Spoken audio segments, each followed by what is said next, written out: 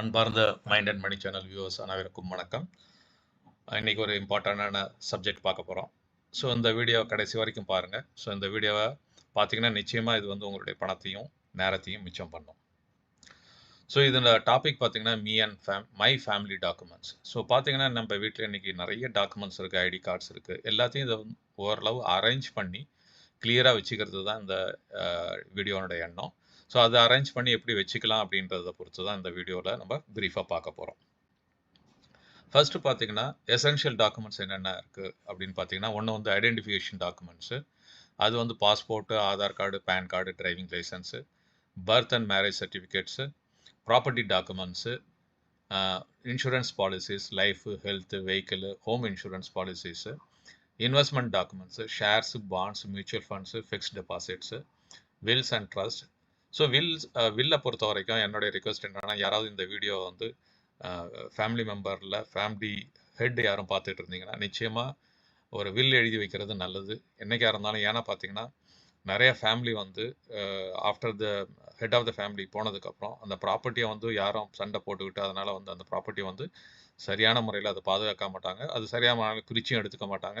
அதனால என்னன்னா நிறைய பேருக்கு மன கஷ்டம் வரும். அந்த நெக்ஸ்ட் ஜென்ரேஷனுடைய வந்து ஒற்றுமையும் வந்து சீர்குலைகிறதுக்கு பாசிபிலிட்டிஸ் இருக்குது. அதனால் வந்து நிச்சயமாக இதை வில் எழுதுறது ஒரு நல்லது. அதுமாரி நீங்கள் பவர் ஆஃப் அட்டானி யாருக்கும் கொடுத்துருந்தாலோ, யார்கிட்ட இருந்து பவர் ஆஃப் அட்டானி வாங்கியிருந்தாலும் அது வந்து டாக்குமெண்ட்டை சேவ் பண்ணி வைக்கலாம். அதுக்கடுத்து பார்த்தீங்கன்னா ஃபைனான்ஷியல் டாக்குமெண்ட்ஸ். ஃபைனான்ஷியல் டாக்குமெண்ட்ஸை பொறுத்த வரைக்கும் bank account details, loan and documents. Loan டாக்குமெண்ட்ஸில் home loan, personal loan, vehicle loan papers. முடிஞ்ச வரைக்கும் லோன் அவாய்ட் பண்ணுறது நல்லது. ஏன்னா நீங்கள் இன்றைக்கி கொடுக்குற ரேட் ஆஃப் இன்ட்ரெஸ்ட் பார்த்தீங்கன்னா எந்த பேங்க் எங்கே போனாலும் எதுவானாலும் 14%லேருந்து 20% வரைக்கும் அவங்களுக்கு லோன் ரேட் ஆஃப் இன்ட்ரெஸ்ட் வந்து சார்ஜ் பண்ணுறாங்க. ஸோ அதனால் வந்து முடிஞ்ச வரைக்கும் லோன் அவாய்ட் பண்ணுறது நல்லது. அடுத்தது வந்து கிரெடிட் கார்டு டீட்டெயில்ஸ். உங்கள்கிட்ட எத்தனை கிரெடிட் கார்டு இருக்குது, எப்போ வந்து அது வந்து வேலிடிட்டியாக இது வரைக்கும், அதுக்கப்புறம் பின் நம்பர். ஸோ கிரெடிட் கார்டும் முடிஞ்ச வரைக்கும் கிரெடிட் கார்டை நம்பர் ஆஃப் கார்ட்ஸ் அதிகமாக இருந்ததுன்னா வச்சுருந்தா ஒரே ஒரு வந்து இது பார்த்தீங்கன்னா ஒரு கார்டை வச்சுக்கலாம் இன் கேஸ் ஆஃப் எமர்ஜென்சி. ஏன்னா கிரெடிட் கார்டை வந்து பசங்க நிறைய யூஸ் பண்ணாங்க. பட் அது பார்த்தீங்கன்னா டிசிப்ளினாக இருந்தீங்கன்னா பரவாயில்ல, நீங்கள் வந்து மந்த் ஆன் மந்த் பில்லை கிளியர் பண்ணிங்கன்னா பரவாயில்ல. இல்லைட்டேன்னா கிரெடிட் கார்டில் வந்து மினிமம் 30 to 36% வந்து இன்ட்ரெஸ்ட் சார்ஜ் பண்ணுவாங்க. ஸோ இது வந்து ரொம்ப கேர்ஃபுல்லாக யூஸ் பண்ணணும். மந்த் ஆன் மந்த் உங்களால் அந்த பில்லை கிளியர் பண்ணணும்னா கிரெடிட் கார்டை யூஸ் பண்ணுங்கள், இல்லாட்டினா கிரெடிட் கார்டை அவாய்ட் பண்ணுறது நல்லது. அடுத்தது பார்த்தீங்கன்னா tax documents. So income tax return பண்ணது, பேன் கார்டு அண்ட் ஃபார்ம் 16. நீங்கள் ஒர்க் பண்ணுறவங்களா இருந்தால் ஃபார்ம் 16 இருக்கும். அடுத்தது பார்த்தீங்கன்னா டிஜிட்டல் அசட்ஸ். இன்றைக்கி வந்து இது ஒரு பெரிய டிஜிட்டல் அசட் வந்து இல்லாதவங்களே இருக்க முடியாது. ஸோ உங்களுடைய இமெயில் அக்கௌண்ட் பாஸ்வேர்டு, அதே மாதிரி social media account and passwords like social media Facebook, Twitter, Instagram, cloud storage password for Google drive, drop box, one drive. அதே மாதிரி crypto currency wallets, so in case வச்சுருந்தா if applicable. அப்புறம் பார்த்தீங்கன்னா storage and access, இதை வந்து எங்கே வைக்கலாம், so இதை வந்து எப்படி இருக்கணும் அப்படின்னு பார்த்தீங்கன்னா ஃபயர் ப்ரூஃபாக சேஃபாகவும் இருக்கணும். ஒன்று வீட்டில் வைக்கலாம், இல்லட்டினா பேங்க் லாக்கரில் வைக்கலாம். ஸோ அதுக்கடுத்து பார்த்தீங்கன்னா இன்றைக்கி நிறைய டிஜிட்டல் ஸ்டோரேஜ் வந்துருச்சு.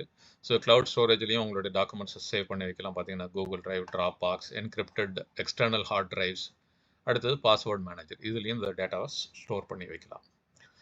எப்பயுமே இந்த டேட்டா வந்து ரெகுலராக ஒரு எவ்ரி 3 months ஒன்ஸ் வந்து இதை வந்து அப்டேட் பண்ணுங்கள். இன்கேஸ் வந்து சேஞ்சஸ் இருந்ததுன்னா அதை அப்டேட் பண்ணுறது நல்லது.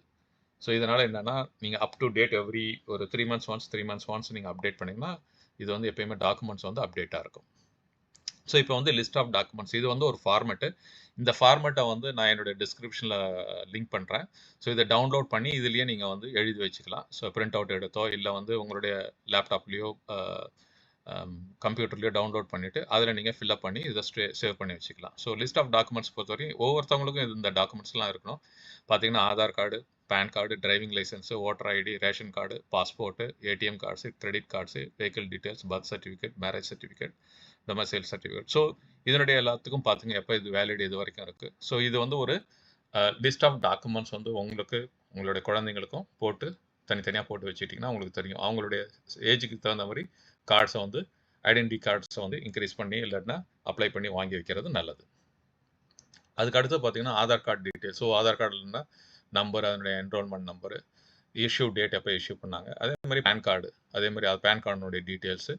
அடுத்தது டிரைவிங் லைசன்ஸ் டீட்டெயில்ஸ். இந்த டிரைவிங் லைசன்ஸ் பார்த்தீங்கன்னா சப்போஸ் நம்ம வந்து டூ வீலர் டிரைவிங் லைசன்ஸ் எடுத்துருப்போம். இப்போ வந்து கார் வாங்கியிருப்போம். கார் வாங்கி யூஸ் பண்ணும்போது மேண்டேட்ரியாக நம்ம வந்து காருக்கும் டிரைவிங் லைசன்ஸ் வாங்குறது இம்பார்ட்டண்ட்டு. ஸோ அந்த டிரைவிங் லைசன்ஸுக்கும் பார்த்தீங்கன்னா வேலிடிட்டி இருக்குது. சிலவங்களுக்கு வந்து 5 இயர்ஸ் கொடுத்துருப்பாங்க, சிலவங்களுக்கு 10 இயர்ஸ் இருக்கும் based on the age. So அது வேலிட் எது வரைக்கும் இருக்குன்னு பார்த்துட்டு, அதே மாதிரி இதில் வந்து எதுவும் நீங்கள் டூ வீலர் வந்து 4 வீலர் போனீங்கன்னா நிச்சயமாக அதை வந்து டிரைவிங் லைசன்ஸை இன்கார்பரேட் பண்ணணும். அடுத்தது ரேஷன் கார்டு டீட்டெயில்ஸ். ரேஷன் கார்டில் யார் யார் இருக்கீங்க, இஷ்யூ டேட் என்ன, டைப் ஆஃப் கார்டு வந்து எந்த கார்டு உங்களுக்கு, ஸோ அதையும் நோட் பண்ணி வைங்க இதில். அதுக்கடுத்து பார்த்தீங்கன்னா எலெக்ஷன் கார்டு டீட்டெயில்ஸ், இதுவும் நோட் பண்ணி வைங்க. ஏன்னா மெனி டைம்ஸ் நமக்கு கார்டு நம்பர் இருந்தாவே போதும், அதை வச்சு நம்ம ஆன்லைனில் இன்றைக்கி எல்லாத்தையுமே சர்ச் பண்ணி எடுத்துடலாம். ஸோ உங்களுடைய கார்டு நம்பர், இஷ்யூ டேட் எப்போ, உங்கள் ஃபேமிலியில் எல்லாரோடையும் சேவ் பண்ணுங்கள் இதில். அடுத்து வந்து ATM and debit cards. So நீங்கள் வந்து டெபிட் கார்டோ ஏடிஎம் கார்டு வச்சுருந்தீங்கன்னா அதனுடைய டீட்டெயில்ஸ் என்ன, இஷ்யூ டேட் என்ன, எது வரைக்கும் வேலிட் இருக்குது. ஸோ சிவிவி நம்பர் வந்து அதில் நோட் பண்ணி வைக்கலாம், இல்லாட்டினா நீங்கள் வந்து இதை நோட் பண்ணி சேவ் பண்ணி வச்சுக்கலாம். அடுத்தது வந்து கிரெடிட் கார்டு டீட்டெயில்ஸ். கிரெடிட் கார்ட்லேயும் பார்த்தீங்கன்னா இந்த கார்டனோட வேலிடிட்டி இது வரைக்கும், அதே மாதிரி சிவிவி நம்பர் என்ன, இதனுடைய டிபின் என்ன, ரிமார்க்ஸ் நோட் பண்ணி வைங்க. Income tax. ஸோ இன்கம் டேக்ஸை வந்து நீங்கள் ஃபைல் பண்ணிங்கன்னா எப்போ ஃபைல் பண்ணீங்க, அதே மாதிரி அக்னாலஜ்மெண்ட் நம்பர் அது நிச்சயமாக நீங்கள் நோட் பண்ணி வச்சுக்கணும். அதே மாதிரி பார்த்தீங்கன்னா இன்கேஸ் நீங்கள் வந்து ஒர்க் பண்ணிக்கிட்டே வந்து ஷேரோ இல்லை வந்து உங்களுக்கு ரெண்டல் இன்கம் வருது, எது அடிஷ்னல் இன்கம் வந்தாலும் அதுக்கு வந்து அட்வான்ஸ் டேக்ஸ் பே பண்ண as per income tax act. இப்போ வந்து பார்த்தீங்கன்னா அந்த மாதிரி ஏதாவது ஒரு அமௌண்ட் வந்ததுன்னா நீங்கள் ஒவ்வொரு குவார்ட்டருக்கும் பார்த்தீங்கன்னா அட்வான்ஸ் டேக்ஸ் பே பண்ணணும். என்ன அமௌண்ட்டை நீங்கள் ஏர்ன் பண்ணுறீங்களோ அதர் தென் யுவர் சேலரி, அதை வந்து டேக்ஸாக பே பண்ணணும். அது பார்த்தீங்கன்னா அதில் வந்து 15th ஜூன் ஒவ்வொரு குவார்ட்டருக்கும் டைம் கொடுத்துருக்காங்க. 15th ஜூன் வந்து ஃபர்ஸ்ட் குவார்ட்டருக்கு, 15th செப்டம்பர் செகண்ட் குவார்ட்டருக்கு, 15th டிசம்பர் தேர்ட் குவார்ட்டருக்கு, 15th மார்ச் வந்து ஃபோர்த் குவார்ட்டருக்கு. ஸோ நீங்கள் வந்து அட்வான்ஸ் டேக்ஸ் பே பண்ணணும். அப்படி பே பண்ணலைன்னா அவங்க வந்து ஒரு சார்ஜஸ் இருக்குது, இன்ட்ரெஸ்ட் சார்ஜ் பண்ணுவாங்க நம்ம இதுக்கு. So passport details. பாஸ்போர்ட்டை பொறுத்த வரைக்கும் பாஸ்போர்ட் நம்பர், எப்போ இஷ்யூ பண்ணீங்க, எக்ஸ்பைரி டேட். இது வந்து பார்த்தீங்கன்னா எக்ஸ்பைரி டேட் வெரி கிரிட்டிக்கல். நீங்கள் வந்து பாஸ்போர்ட் வந்து ஒரு 1 இயர் எக்ஸ்பைரி டேட்டுக்கு 1 இயர்க்கு முன்னாடியே நீங்கள் அப்ளை பண்ணலாம். அதேமாரி சப்போஸ் மறந்துட்டீங்க, வாங்கலை அப்படின்னா ஈவன் ஆஃப்டர் வித்தின் 3 இயர்ஸ்க்குள்ளே மறுபடியும் நீங்கள் அப்ளை பண்ணி வாங்கிக்கலாம். ஸோ இதை வந்து ஏன்னா லாஸ்ட் மினிட்ல போகாதீங்க. இன்கேஸ் அதில் வந்து எதுவும் டிலே ஆச்சுன்னா உங்களுடைய இப்போ சப்போஸ் அர்ஜென்ட்டாக நீங்கள் வெளிநாடு போகணுன்னா நிச்சயம் அதில் வந்து தடங்கள் ஏற்படுறதுக்கான பாசிபிலிட்டிஸ் இருக்குது. அதேமாதிரி மேக்ஸிமம் எல்லா நாட்டுமே பார்த்தீங்கன்னா மினிமம் வேலிடிட்டி பார்த்தீங்கன்னா 6 months இருக்கணும்னு சொல்லுவாங்க. சப்போஸ் இப்போ இங்கேருந்து ஒரு வெளிநாடு போகணும்னு நினைக்கிறோன்னா உங்களுடைய பாஸ்போர்ட் வேலிடிட்டி இப்போ நீங்கள் டூரிஸ்ட் விசாவில் போனாவே மினிமம் கேட்பாங்க.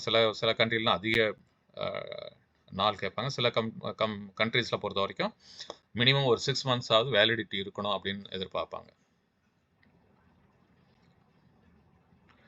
அதுக்கடுத்தது பார்த்தீங்கன்னா பேங்க் டீட்டெயில்ஸ். பேங்க் டீட்டெயில்ஸை நோட் பண்ணி வச்சுக்கிங்க. எந்தெந்த பேங்க்ஸில் நீங்கள் bank number, bank account number, அதேமாரி பேங்க்கில் வந்து இப்போ வந்து புது இது ஒன்று, அதாவது டிசம்பரில் வந்து லோக்சபாவில் வந்து ஒரு அமெண்ட்மெண்ட் பேங்க்கில் கொடுத்துருக்காங்க. அது என்னன்னு பார்த்தீங்கன்னா, முதல்லாம் பார்த்தீங்கன்னா பேங்க்கில் ஒரு நாமினி தான் வாங்குவாங்க. இப்போ வந்து அப் டு 4 நாமினிஸ் வாங்கலாம். அவங்களுடைய நாமினிக்கு ஒவ்வொருத்தவங்களுக்கும் நீங்கள் ஷேரையுமே வந்து கொடுக்கலாம். சப்போஸ் ஒருத்தவங்களுக்கு ஒய்ஃப்க்கு வந்து 50%, குழந்தை 2 குழந்தை இருக்கு, 2 குழந்தைங்களுக்கு 25% அந்த மாதிரியும் பண்ணலாம். ஸோ ஸ்பெசிமனும் போட்டு வச்சுக்கோங்க. எப்போயாவது பார்த்தீங்கன்னா நார்மலாக பேங்க்கில் வந்து ரொம்ப நாளாக டிரான்சாக்ஷன் பண்ணிகிட்டே இருக்கும். சில டைம் வந்து சிக்னேச்சர் வந்து சேஞ்ச் ஆகிறதுக்கான பாசிபிலிட்டிஸ் இருக்குது. அப்போ அந்த டைமில் வந்து சிக்னேச்சர் ஸ்பெசிமனும் போட்டு வச்சுக்கிறது பெட்டர். அதே மாதிரி பார்த்தீங்கன்னா எஃப்டி, ஆர்டி, கம்பெனி டெபாசிட்ஸ் இது எதுவும் வச்சுருந்தீங்கன்னா கூட இதை ரெக்கார்ட் பண்ணி வச்சுக்கிறது பெட்டரு.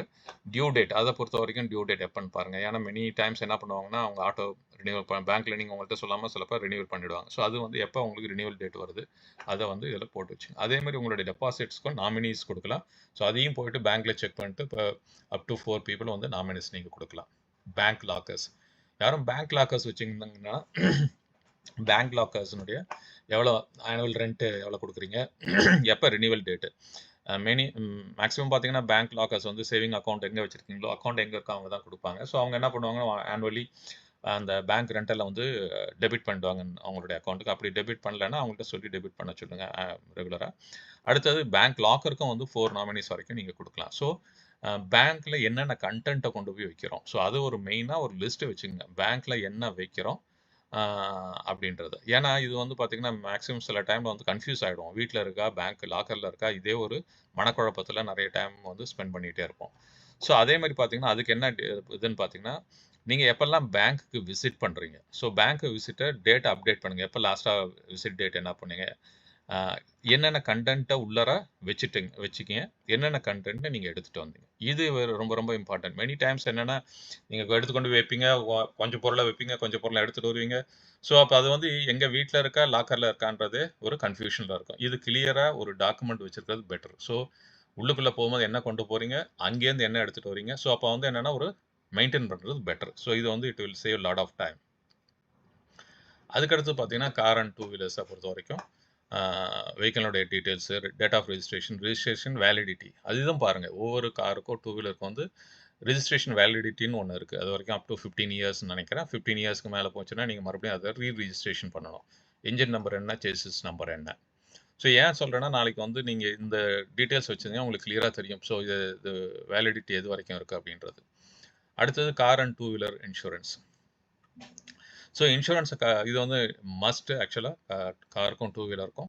ஸோ அந்த இன்சூரன்ஸ் டீட்டெயில்ஸை நீங்கள் இதில் ஃபில்அப் பண்ணி வச்சுக்கலாம். அமௌண்ட் எவ்வளோ இன்சூர்டு, வேலிட் எது வரைக்கும் அது இருக்குது, ப்ரீமியம் எவ்வளோ கட்டணும். ஸோ இது வந்து என்னென்னா இன்சூரன்ஸை பாருங்கள், அட்லீஸ்ட் ஒரு 5 டேஸ் 1 வீக் முன்னாடியே வந்து இன்சூரன்ஸை ரினிவல் பண்ணிவிடுங்க. இதுலேயும் பார்த்தீங்கன்னா இது வந்து பார்த்தீங்கன்னா இன்சூரன்ஸு தேர்ட் பார்ட்டி இன்சூரன்ஸு நிச்சயம் இப்போ அது இல்லாமல் நீங்கள் வந்து இன்சூரன்ஸ் பண்ண முடியாது. So third party insurance plus அதில் வந்து ஆக்சுவல் இன்சூரன்ஸ் இன்னொரு இன்சூரன்ஸ் இருக்குது, vehicle insurance plus third party insurance ரெண்டுத்தையும் வச்சுருக்கணும்.